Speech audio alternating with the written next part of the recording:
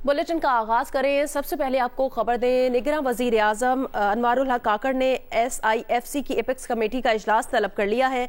Apex committee का इजलास आज होगा। जराए का कहना है SIFC इजलास में अस्करी क़यादत शरीक होगी। इजलास में वज़राए आला, वफाकी वज़रा और हुकाम भी शरीक होंगे। SIFC एपेक्स कमेटी का इजलास में सरमायाकारी से मुतालिक गौर होगा। SIFC हुकाम, ताजिरों, दीगर स्टेक होल्डर से मुलाकातों पर आगाह करेंगे। सरमायाकारी समेत अहम उमूर पर फैसले भी होंगे।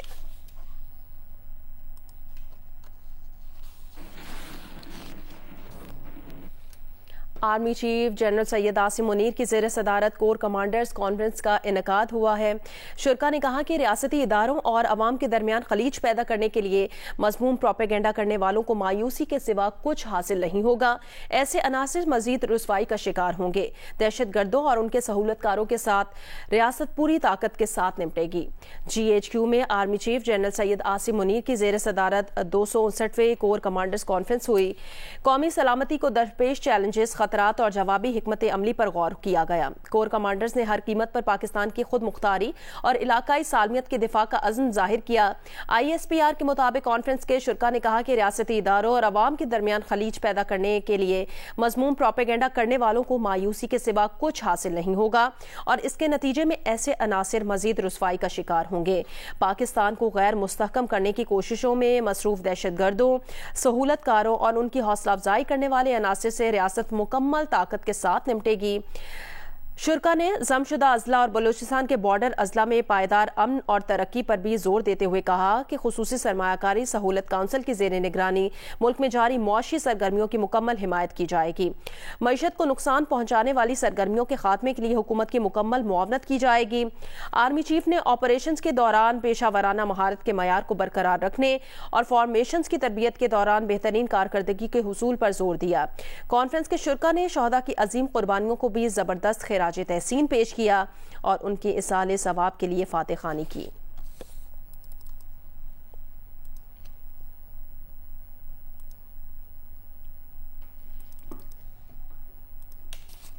आगे बढ़े, आपको खबर दें, कराची के इलाके सुरजानी टाउन में फायरिंग से जमात इस्लामी का काउंसलर जान बहक हो गया। 2 अफराद इसमें जख्मी हो गए हैं।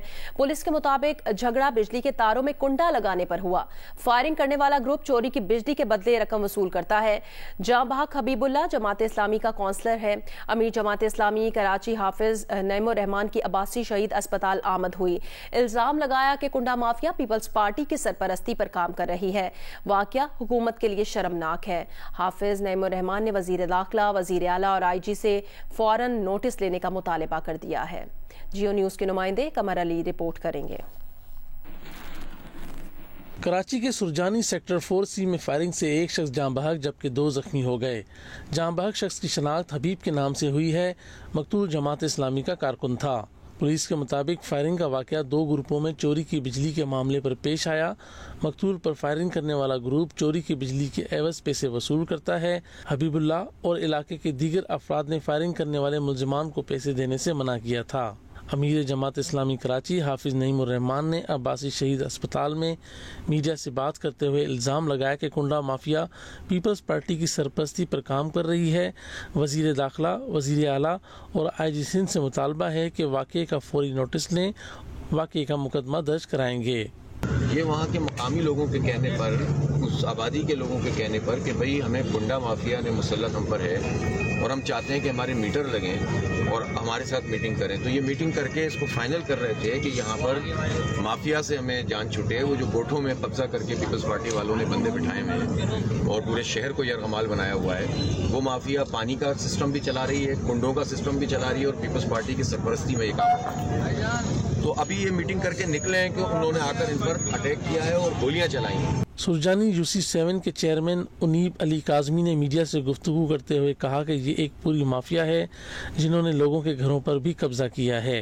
बाकायदा टारगेट किया है, झगड़ा नहीं है सर। अच्छा, झगड़ा तो वो होता है ना कि किसी कुंडा माफिया में आपस में कोई झगड़ा हो। ठीक है, हमारे तो कुंडे से ताल्लुक ही नहीं, हम तो लीगल वे के अंदर जो ना इलाके के मकीनों के साथ बैठे हुए ये लोग। पुलिस ने जाए वक़्वा से शवाहिद इकट्ठे करके तफ्तीश शुरू कर दी है।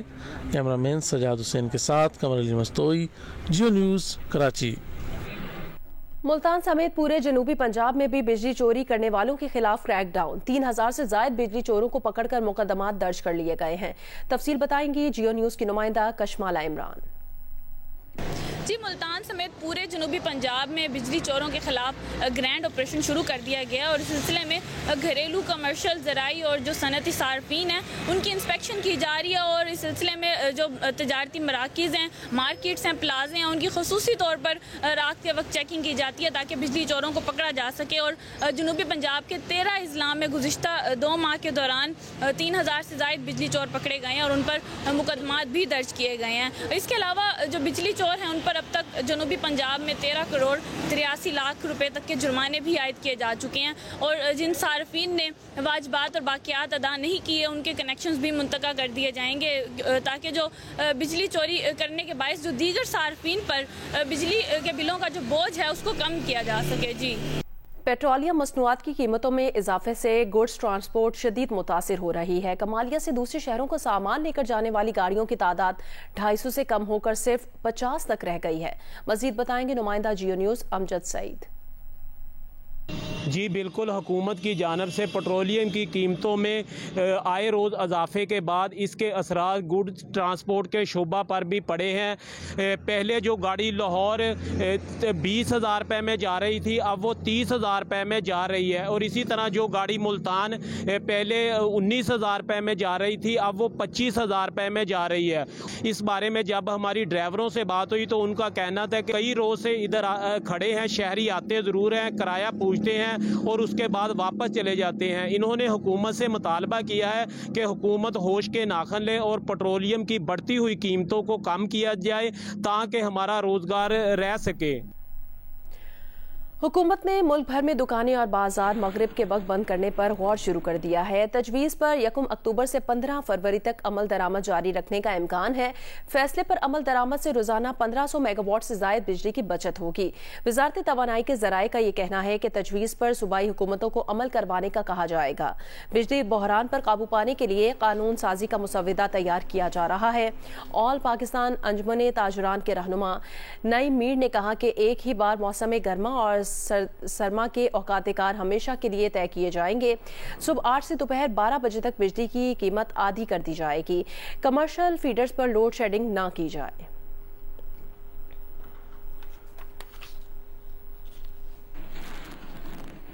लेस्को रीजन में बिजली चोरों के खिलाफ ग्रैंड ऑपरेशन शुरू कर दिया गया। एक रोज में साबिक MNA और 62 शख्सियात समेत 330 अफराद के यहाँ बिजली चोरी पकड़ी गई है। तर्जुमान लेस्को का ये कहना है कि मुलजिमान के खिलाफ 130 FIR दर्ज कराई गई हैं जबकि 11 मुलजिमान को गिरफ्तार भी कर लिया गया है।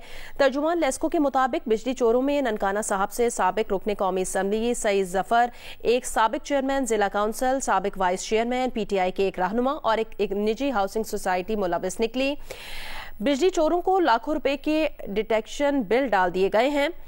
मुलजिमान के खिलाफ 130 FIR दर्ज कराई गई हैं जबकि 11 मुलजिमान गिरफ्तार भी कर लिए गए हैं। साबिक MNA सईद जफर के खिलाफ मुकदमा पुलिस एहलकार की मुद्दत में दर्ज किया गया है। ऐसी ननकाना साहब नदीम मलिक के मुताबिक साबिक MNA ने उन्हें फोन पर संगीन नताइज की धमकियां भी दी हैं।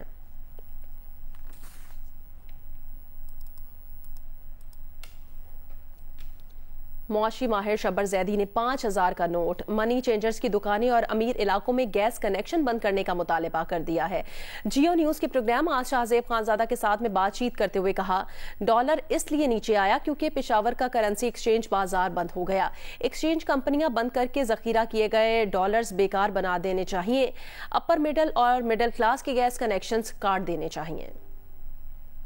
5000 का नोट खत्म करने से क्या फर्क पड़ेगा? लोगों ने अपनी दौलत को डॉलर और 5000 के नोट में लॉकर्स में और घरों में रखा हुआ है। एक आपको 5000 का नोट बंद करना पड़ेगा और फिजिकल मूवमेंट ऑफ डॉलर भी बंद करनी पड़ेगी। किसी के पास डॉलर अगर नजर आए तो उसको he should be arrested unless he prove कि डॉलर कहां से आए। आपको अंदाजा नहीं है शाहजेब कि आप एक दफा 5000 का नोट बंद करें और बंद करने के बाद ये कहेंगे इसको बैंक में डिपॉजिट करें। मैं आपको यकीन दिलाता हूं 50% लोग क्लेम ही नहीं करेंगे पैसे। एक्सचेंज कंपनी को बंद करने का मैंने मुतालबा किया, आप लोगों को अब समझ आई। बैंक को एक्सचेंज कंपनी बनाने के लिए कंपल्सरी नहीं बनाया जाए और इनको खत्म करें। ये दुनिया में कहीं नहीं होती एक्सचेंज कंपनी, सिवाय दुबई के, और दुनिया में कहीं एक्सचेंज कंपनी नहीं होती। आपने एक्सचेंज कंपनी बनाकर डॉलर को टेक्निकली पाकिस्तान की करेंसी बना दिया है। आप इस बात को समझ नहीं रहे हैं। मैं कह रहा हूं जो लोगों के लॉकर में डॉलर पड़े हैं इनको बेकार बना दो। डॉलर इसलिए नीचे आया कि आपका करेंसी एक्सचेंज का बाजार पेशावर का बंद हो गया और तोरखम की ट्रेड बंद हो गई। अगर पाकिस्तान का अफगान ट्रांजिट ट्रेड लिमिट हो जाए उन आइटम्स के लिए जो अफगानिस्तान में जरूरत है, तो पाकिस्तान की आधी मार्केट सही हो जाएगी। आपके जो अपर मिडिल क्लास और मिडिल क्लास हैं, इनके गैस के कनेक्शन काट दें और इनको गैस सप्लाई बंद कर दें। डिफेंस, क्लिफ्टन, गुलबर्ग, F6 को बंद करें और इन्हें कहें कि आप सिलेंडर गैस लेंगे। ये अय्याशी पाकिस्तान अफोर्ड नहीं कर सकता। आहिस्ता आहिस्ता इस मुल्क को पाइप गैस से निकालकर सिलेंडर गैस पे लेके आए कि लोगों को एहसास हो कि ईंधन की कॉस्ट होती क्या है। साबिक वजीर खजाना मिफ्ता इस्माइल ने लोड शेडिंग के खात्मे की मुखालफत कर दी है। उन्होंने कहा कि पाकिस्तान जैसे मुल्क में गर्मियों में 1-2 घंटे लोड शेडिंग हो जाए तो कोई हर्ज नहीं। गर्मियों में 30 से 31 हज़ार मेगावाट तलब होती है, जो सर्दियों में 12,000 मेगावाट रह जाती है। तलब में कमी की वजह से IPPs को कैपेसिटी चार्जेस देना पड़ते हैं। पाकिस्तान के अंदर बिजली जो है वो गर्मियों के अंदर 30,000 31,000 मेगावाट की डिमांड होती है, कभी कभी इससे बढ़ जाती है, और सर्दियों में 10-12 हज़ार मेगावाट की डिमांड होती है। मैं समझता हूँ कि 1-2 घंटे की लोड शेडिंग अगर पाकिस्तान जैसा गरीब मुल्क करता है तो देखिए, मैं एग्री नहीं करता हूँ कि 5,000 रुपए का नोट या कोई भी नोट बंद करना चाहिए। इससे और खौफ की फजा फैलती है माशरे में। एक और चीज में देखें कि ये फर्दर डॉलराइजेशन होगा इसके अंदर। अगर आप 5,000 की नोट ले जाएंगे तो लोग डॉलर खरीद लेंगे। इस वक्त आपका करेंसी का रेट कम हुआ है पाकिस्तान के अंदर। उसकी जो बड़ी वजह है, मैं ये समझता हूँ, वो ये हुई है कि कुछ बिजनेस का कॉन्फिडेंस आया है थोड़ा सा। तो पिछले हफ्ते के अंदर हुकूमत ने जो लोगों को कॉन्फिडेंस दिलाया है कि everything is okay, everything is under control, हम बाहर से डॉलर ले आएंगे, इन्वेस्टमेंट के तहत आ जाएंगे, डिपॉजिट्स के थ्रू आ जाएंगे। आई टोटली एग्री कि ईरान से स्मगलिंग रुकवा देनी चाहिए। नवाबशाह में दौड़ थाने के लॉकअप से 3 मुल्जिमान कांस्टेबल को जख्मी करके फरार हो गए। पुलिस का कहना है मफरूर मुल्जिमान की गन्ने के खेत में मौजूदगी की इतला है। इलाके की नाकाबंदी कर दी गई है। गफलत बरतने पर SHO दौड़ थाना समेत 5 एहलकार मुअत्तल कर दिए गए हैं। चहलम के जुलूस के सबब SHO समेत दीगर एहलकार नवाबशाह में तैनात थे। दौड़ थाने के लॉकअप पर सिर्फ 1 सिपाही मौजूद था। मुल्जिमान ने कांस्टेबल से बहाने से लॉकअप खुलवाया और उस पर काबू पा लिया।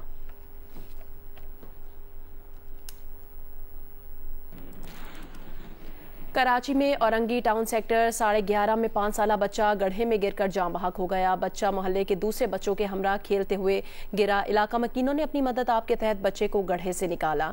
पुलिस के मुताबिक औरंगी टाउन सेक्टर 11:30 में 5 साला बच्चा गड्ढे में गिरकर जान बहक हो गया। बच्चे की शनाख्त रमजान के नाम से हुई है। मोहल्ले के दीगर बच्चों के हमरा गड्ढे के करीब खेलने गया था। रमजान खेलते हुए गड्ढे में गिर गया। गड्ढे में पानी के साथ कीचड़ भी मौजूद है।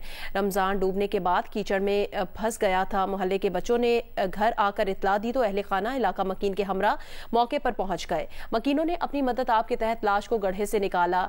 मुतवफ़ी रमजान 3 बहन भाइयों में सबसे छोटा था। बच्चे के वर्सा ने कोई कानूनी कार्रवाई नहीं कराई। बगैर कार्रवाई के लाश को अब्बासी शहीद अस्पताल से अपने हमरा लेकर गए।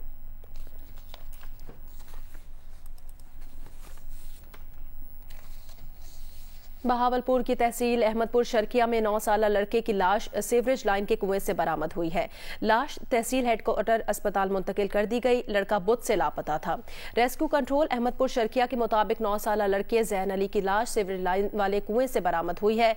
घर वालों के मुताबिक जैन अली बुध को घर से गया और फिर वापस नहीं आया। लाश पुलिस की मौजूदगी में तहसील हेडक्वार्टर अस्पताल मुंतकिल कर दी गई। जान बहक होने वाले लड़के के वर्सा का लड़के को कत्ल करके सीवरेज लाइन के कुएं में डाल देने के शुबे का इजहार किया गया है। जैन अली अहमदपुर शर्किया के नवाही इलाके खानपुर मिर्चावाला का रहायशी था।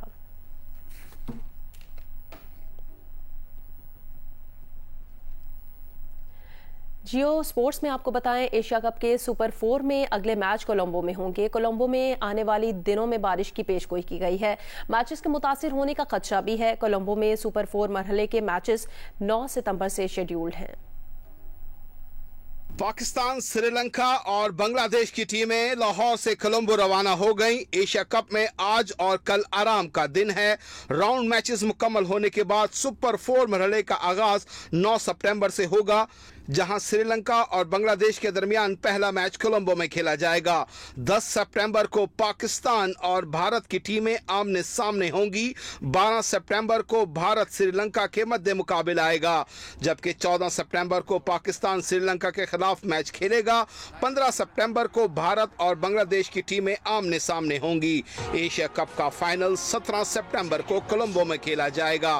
कोलंबो में मैचेस बारिश से मुतासिर होने का खदशा है और आने वाले दिनों में बारिश की पेशगोई की गई है। पाकिस्तान और जनूबी अफ्रीका की विमेन क्रिकेट टीमों के दरमियान 3 मैचेस पर मुश्तमिल वनडे सीरीज का पहला एक रोजा मैच नेशनल स्टेडियम कराची में खेला जाएगा। पाकिस्तान विमेन्स टीम की कप्तान निदा डार आज अपना 100वां वनडे इंटरनेशनल मैच खेलेंगी।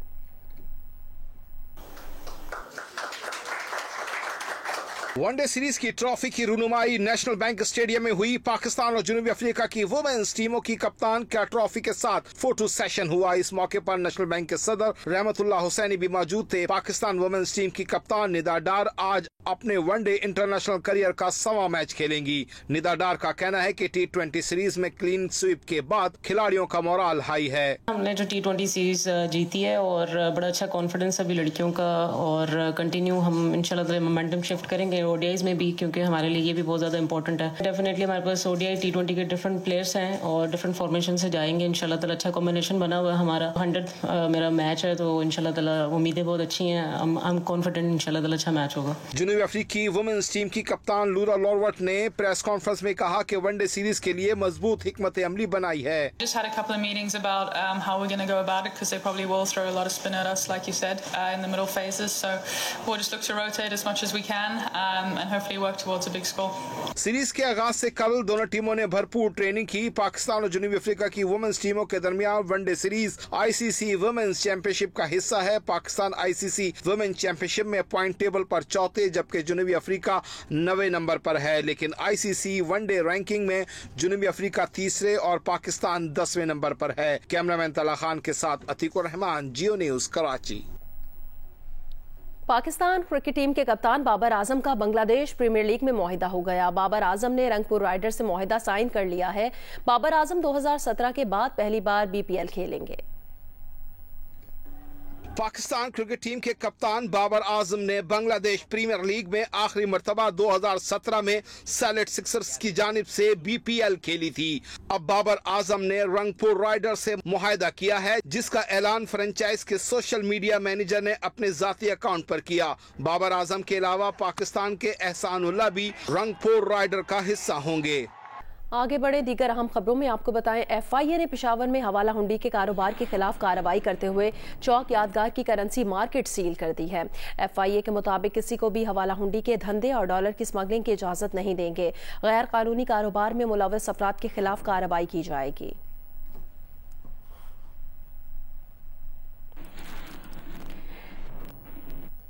डेरा इस्माइल खान के इलाके दरा जिंदा में महकमा कस्टम की कार्रवाई में 5 अरब रुपए का सामान बरामद कर लिया गया। हुकाम का कहना है दरामद किए गए सामान में गाड़ियां भी शामिल हैं। रिपोर्ट करेंगे सईदुल्लाह मरबत। मुल्क में स्मगलिंग के खिलाफ क्रैकडाउन के ऐलान के साथ ही बड़ी बड़ी कार्रवाइयां होने लगी। कलेक्टर कस्टम करम इलाही के मुताबिक डेरा इस्माइल खान के इलाके दरा जिंदा में 3 ट्रक और 5 कंटेनर्स ने गैर मुल्की अशिया की स्मगलिंग की कोशिश नाकाम बना दी गई। उनके मुताबिक कार्रवाई में 379 मिलियन का गैर मुल्की सामान बरामद किया गया। कब्जा में लिए गए सामान में टायर, खमीर, कपड़ा, वेल्डिंग इलेक्ट्रॉन्स, चाय की पत्ती, खुश्क खमीर, शीशे और प्लास्टिक का सामान शामिल है। कस्टम कलेक्टर ने मजीद बताया कि जब्त शुदा सामान की कीमत 379 मिलियन रुपए और गाड़ियों की मालियत 130 मिलियन रुपए है, जिनका तखमीना कुल मिलाकर 5 अरब रुपए से ज्यादा बनता है। उन्होंने बताया कि ये कार्रवाई अब तक की सबसे बड़ी कार्रवाई है। इससे पहले इस इलाका में कस्टम एहलकारों पर जानलेवा हमले भी हुए, जिनमें हमारे जवान भी शहीद हुए, मगर महकमा कस्टम की स्मगलर्स के खिलाफ कार्रवाइयां बिला इम्तियाज जारी हैं। गुज़श्ता 5 वर्षों के दौरान बलोचिस्तान में हुकूमत ने बजट में तालीम के शोबे पर 350 अरब रुपए खर्च किए, मगर इस अरसे में सूबे की मजमूई शरह खानगी सिर्फ 2% बढ़ सकी, जबकि खवातीन की शरह खानगी 2% कम होकर 29% हो गई है। तफसीलात देखिए आलमी यौम खानगी पर कोयटा से नदीम कौसर की रिपोर्ट में। बुल्स्तान में 2018 से 2023 तक 2 वज़ीर आला बरसरे इक़्तिदार रहे। दोनों हुकूमतों का नारा तालीम के शोबे में बेहतरी का रहा और इसी मकसद के लिए सबसे ज़्यादा फंड भी इसी शोबे के लिए मख्तस किए गए। 5 बरसों में 350 अरब रुपए खर्च किए जाने के बावजूद मजमूई शरह ख्वानदगी 44% से बढ़कर 46% हो सकी। ताहम बदकिस्मती से ख़वातीन की शरह ख्वानदगी 31% से कम होकर 29% हो गई, जो मुल्क में सबसे कम है। तालीम के शोबे के माहिरीन का कहना है कि सूबे में रखे गए बजट का 80% तनख्वाहों पर खर्च होता है। एजुकेशन के लिए तो हमने काफ़ी सारे रकम रखी, लेकिन अगर आप उसमें से लिटरेसी के हवाले से देखें तो हमारा बजट जो है वो बिल्कुल पीनट्स था, यानी उनके मुंह में ज़ीरा की तरह था, उससे भी शायद कम ही होगा। और ये टारगेट बहुत बड़ा है और इस टारगेट को हम काफ़ी अरसे से बार बार फ्लैग कर रहे हैं। सूबे में शरह ख्वानदगी का जायजा ले जाए तो बुल्स्तान का जिला केच 63% शरह ख्वानदगी के साथ सबसे आगे है, जहां खवातीन 56% ख्वानदा हैं, मगर डेरा बुगटी में मजमूई शरह ख्वानदगी 26% है, जबकि सिर्फ 9% खवातीन पढ़ी लिखी हैं।